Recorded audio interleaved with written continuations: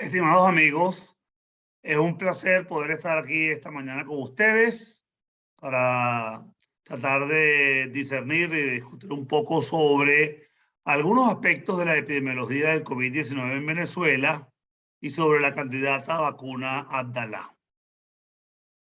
Mi nombre es Alejandro Rísquez, invitado de cortesía de la Asamblea Nacional de la Academia Nacional de Medicina. Soy médico pediatra y epidemiólogo y profesor titular de la Facultad de Medicina. La agenda que tengo planteada el día de hoy para ustedes, vamos a conversar un poquito sobre las estadísticas mundiales y las estadísticas en Venezuela, vacunas sobre COVID-19 contra el COVID-19, la candidata de la vacuna Abdalá y, por supuesto, algunas conclusiones. Primero que todo, un gran agradecimiento a la Junta Directiva y a todos los miembros de la Academia Nacional de Medicina por el honor de haberme nombrado invitado de cortesía desde el pasado 22 de julio de 2021. Para mí un enorme compromiso familiar y personal y espero poder llegar a tono con el elevado compromiso que he adquirido. Muchísimas gracias una vez más. Comencemos entonces. Aquí está este gráfico, es un gráfico muy elocuente, claro, donde colocamos todos los casos nuevos confirmados por millón de habitantes a escala global. Vemos entonces cómo desde diciembre del año 2019, enero del año 2020, se comienza a registrar un aumento del número de casos que no ha cesado hasta el momento y que han producido hasta el momento en esta pandemia, ya van 5 olas epidémicas. Estamos en la 5ª ola epidémica. Estamos hablando de que estamos llegando a más de 200 millones de casos, incluyendo más de 4 millones de muertes, y ya las vacunas administradas alcanzaron más de 4 billones de vacunas administradas.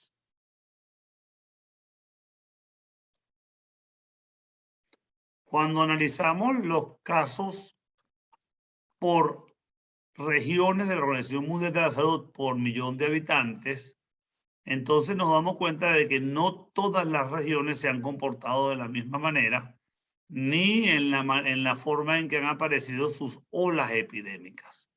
Las dos regiones más afectadas hasta el momento han sido Norteamérica y Europa y Suramérica. Son las regiones del mundo que han estado más afectadas. Sin embargo, ya vemos cómo Asia ha empezado a aumentar de manera muy importante en la tercera ola epidémica que ha tenido, y Oceanía y África están aumentando de manera importante y contribuyendo con la carga mundial de manera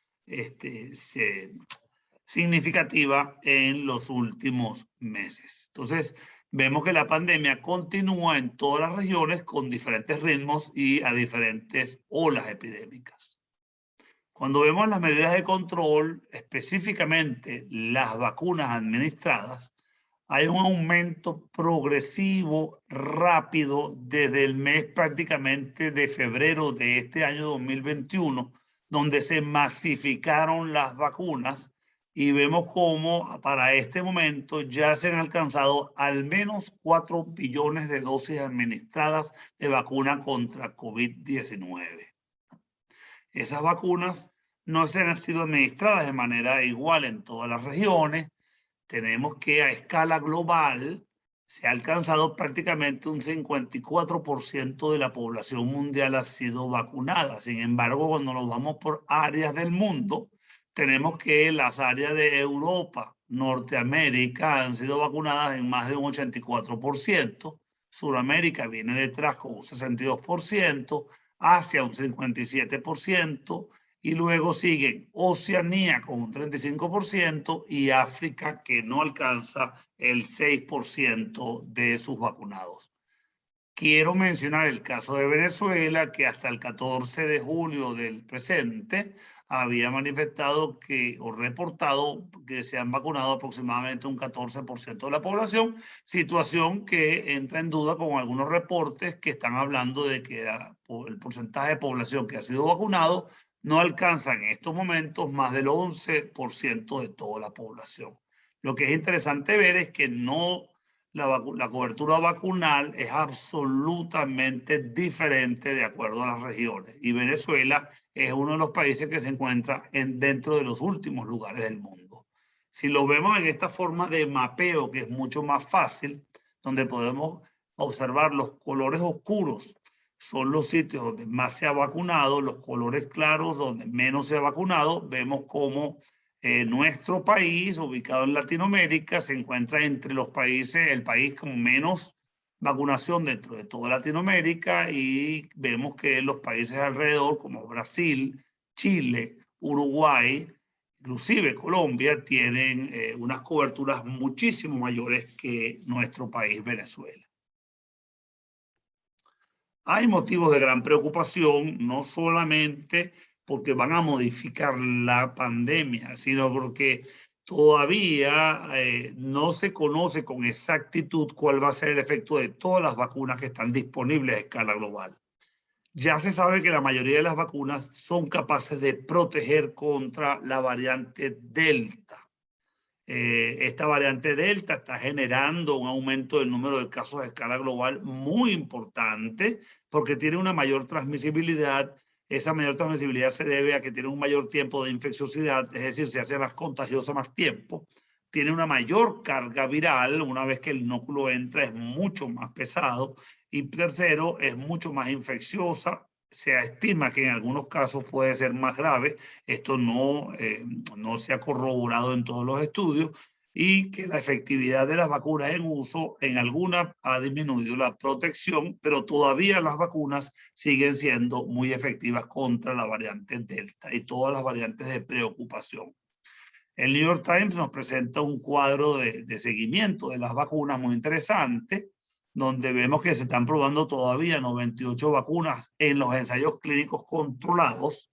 Es una verdadera hazaña histórica que se ha logrado. En menos de un año se ha logrado primero alcanzar un número de vacunas muy importantes que han demostrado ser seguras, eficaces, y están demostrando en el terreno, es decir, en las comunidades donde se están aplicando, ser muy efectivas. Han reducido de manera muy importante la mortalidad, la enfermedad grave con hospitalización, utilización de terapias intensivas, utilización de aparatos sofisticados que generan muchos gastos al Estado y hacen imposible poder atenderlos a todos los pacientes, y pueden generar también infecciones, sin embargo, mucho más leves y mucho menos transmisibles. Por lo tanto, consideramos que esto ha sido verdaderamente uno de los éxitos más importantes.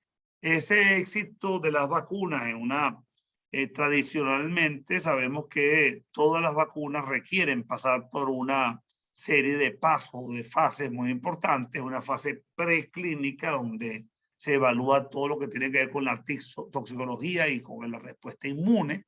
Una vez que pasa el ensayo clínico en humanos, en la fase 1 nos aseguramos de la seguridad. En la fase 2 buscamos la cantidad de dosis que se requiere, el intervalo de tiempo entre las dosis y todos los aspectos que tienen que ver con las indicaciones de la vacuna, siempre buscando la seguridad. Y por último, en el ensayo 3 se ve la eficacia y nuevamente se prueba la seguridad, que no deja de buscarse en todos los momentos de la fase. En este momento muchas de las vacunas están en fase 4, en las cuales estamos viendo cuáles han sido los efectos a largo plazo. Lo que ha demostrado la vacuna hasta el momento ha sido realmente una enorme seguridad. Las vacunas en estudio regularmente pasan por unas series que son consecutivas. Se cumple una y pasamos a la siguiente. Esto toma alrededor de 10 a 15 años poder cumplir con todas esas fases. ¿Qué pasó? ¿Cómo logramos hacer la vacuna contra el COVID más rápidamente? Bueno, estas fases de investigación clínica y preclínica de urgencia permitieron que en un momento dado se pudiesen hacer desarrollos parcialmente en paralelo. Es decir, una vez que teníamos los resultados preliminares, podíamos pasar a la segunda fase o a la tercera fase. Y sobre todo que en la tercera fase, una vez que la compañía tenía la certeza o la tranquilidad de que esa vacuna iba a pasar toda esa fase, empezó la producción. Por eso que apenas termina la fase 3 en su fase preliminar y le dan la autorización, ellos cuentan con el número de vacunas. Esto hizo posible que esas vacunas que regularmente toman al menos 10 años, en este caso pudiesen ser logradas en 10 meses a un año, año y medio, 2 años.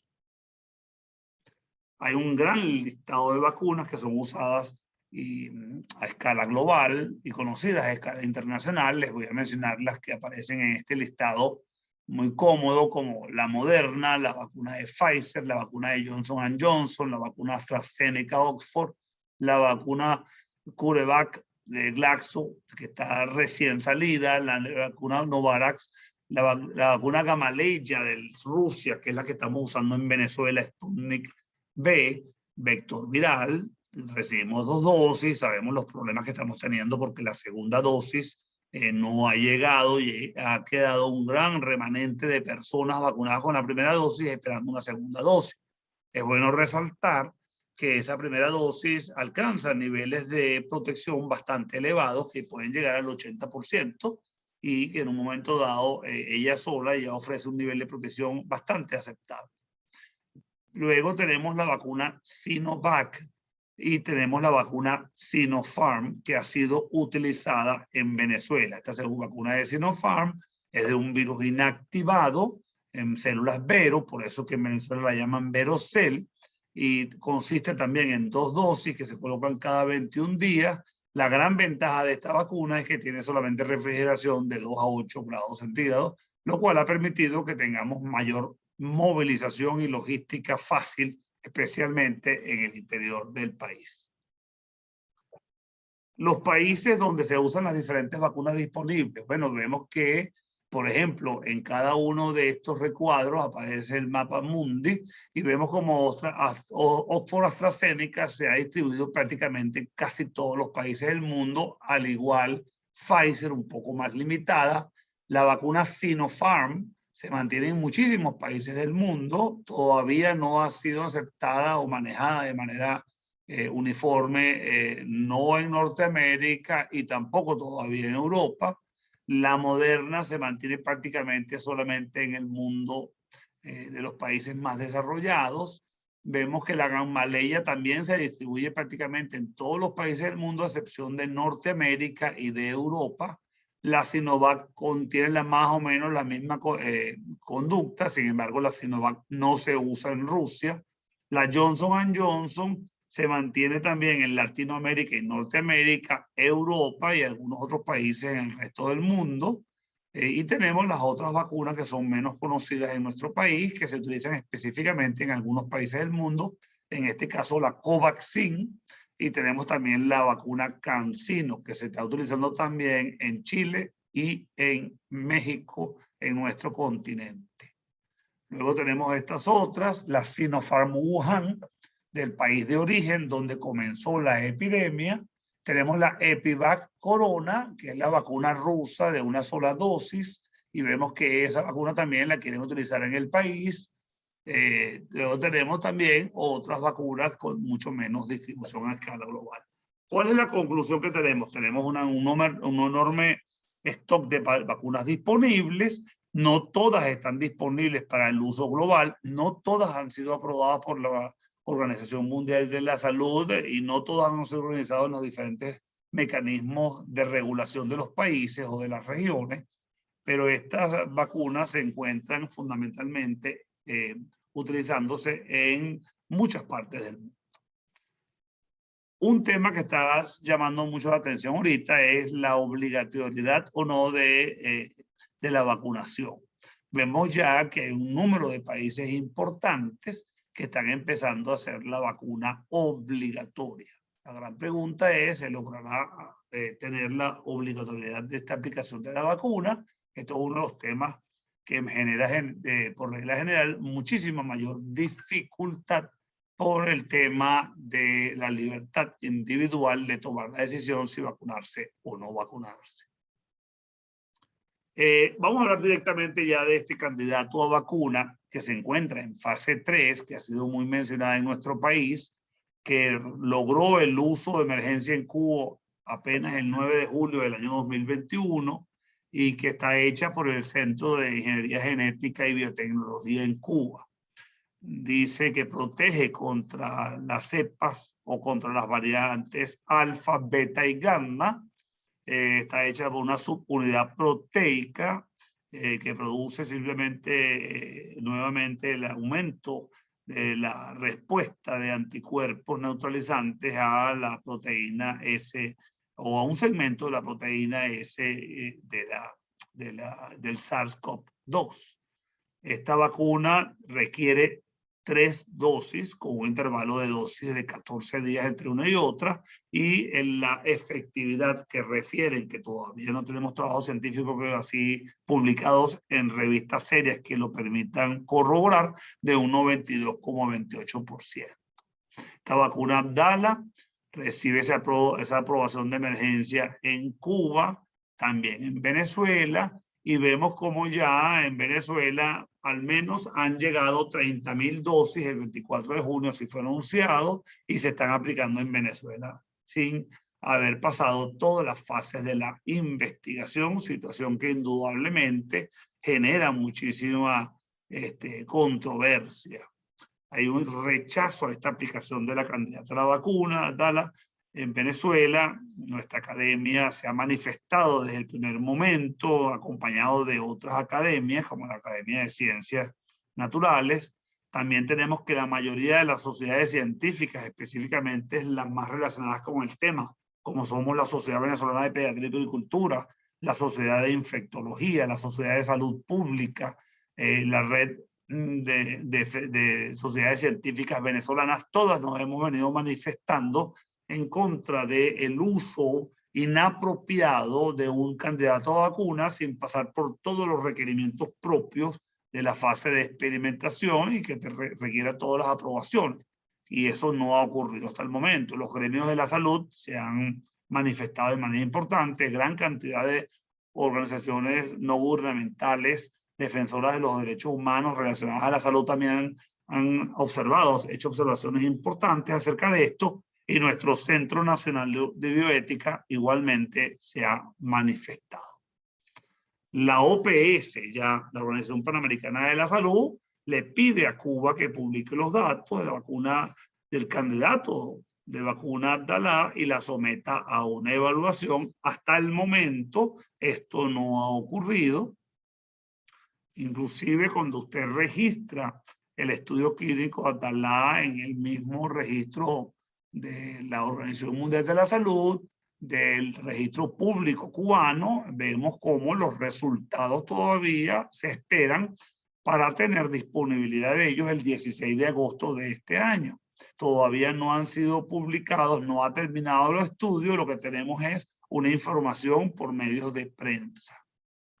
Y en la Organización Mundial de la Salud, cuando vemos sus tablas y sus formularios de regulación y preclasificación, la vacuna Abdala no ha presentado hasta el momento ningún tipo de resultados de su fase de investigación ante la Organización Mundial de la Salud.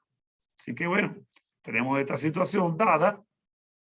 No que puedo finalizar sin recordarles a todos la importancia de esta vacunación masiva, de este plan mundial de vacunación contra el COVID-19, el cual va a lograr definitivamente un menor número de infecciones, va a bajar la carga completa de enfermedad y va a lograr menos transmisión de la enfermedad, va a lograr un menor uso de los antibióticos y de una serie de medicamentos que sabemos que se están usando de manera sin la evidencia científica demostrada. Afortunadamente en el transcurso de los últimos meses se han venido eliminando una gran cantidad de medicamentos que no sirven, que no funcionan, y luego esto también podría causar problemas a la larga con efectos de selección o efectos de efectos sobre los antimicrobianos. Por último, este resultado nos va a ayudar a salvar vidas, a reducir las hospitalizaciones, la enfermedad y el sufrimiento por esta pandemia COVID-19. El COVID-19, menos grave o menos casos, definitivamente la vacuna. Reduce el número de afectados y reduce el número de infectados, por lo tanto puede contribuir de manera importante a controlar y yugular la epidemia. Debemos reportar este estudio que me parece muy interesante, muy importante, en el cual claramente vemos que las personas sin vacunas, esto de aquí arriba, contribuyen con un número de muertes muy importante y un número de hospitalizaciones extremadamente alto. Si ocurre solamente a la mitad de la forma en que estamos actuando en este momento, se reduciría prácticamente menos de la mitad del número de muertes y se reduciría el número de hospitalizaciones de una forma dramática. Estos son los escenarios sin vacuna y con la mitad del paso que llevamos hasta el momento. Por lo tanto, quisiera cerrar con las siguientes conclusiones. 1. La pandemia COVID-19 sigue estando muy activa y está en plena quinta ola epidémica, considerando una curva para todo el globo. La vacunación ha logrado control de las complicaciones y las muertes cuando alcanza altas coberturas. Los vacunados definitivamente enferman menos, se infectan menos y por supuesto se complican mucho menos, disminuyendo la mortalidad prácticamente a cero. Las candidatas a vacunas requieren aprobar todas las fases de investigación. La candidata de vacuna Abdala, desarrollada con sus unidades proteicas S clásica, no ha presentado resultados ni ha terminado la experimentación. El uso masivo de la candidata vacuna Abdala ha sido cuestionada por organismos internacionales y nacionales por asuntos científicos, éticos y de los derechos humanos. La vacunación masiva ha logrado disminuir la infección y la gravedad de la enfermedad y su mortalidad, y la vacunación forma parte, no es la única herramienta, pero forma una parte muy importante contra la lucha contra el COVID. Sin embargo, la higiene, la nueva etiqueta respiratoria, la nueva forma de relacionarnos y actuar con nuestros prójimos, con nuestros compañeros, amigos, familiares, ha cambiado y debemos mantener medidas de control social y de salud pública mientras la pandemia se mantenga activa. Así que bueno, quedo muy agradecidos por su atención. Les recuerdo a todos que la pandemia sigue en la calle, que debemos utilizar todos los medios a nuestro alcance para mantener el distanciamiento, evitar las aglomeraciones, el uso del tapabocas. Si vamos a estar en lugares cerrados con mucha gente, o el doble tapabocas, y si es posible utilizar también la careta, y vamos a protegernos con mucha higiene y recordarle a nuestros amigos que hagan lo mismo. Bueno, muchísimas gracias a todos. Nuevamente, Alejandro Rísquez, desde la Facultad de Medicina nos mantenemos activos. Hemos abierto la Escuela Luis Racetti, Facultad de Medicina. Hemos vuelto a abrir nuestras puertas y estamos recibiendo a los alumnos de primer año de esta nueva cohorte. Muchísimas gracias nuevamente y un honor para mí poder participar junto a ustedes en estas reuniones tan importantes de la Academia Nacional de Medicina.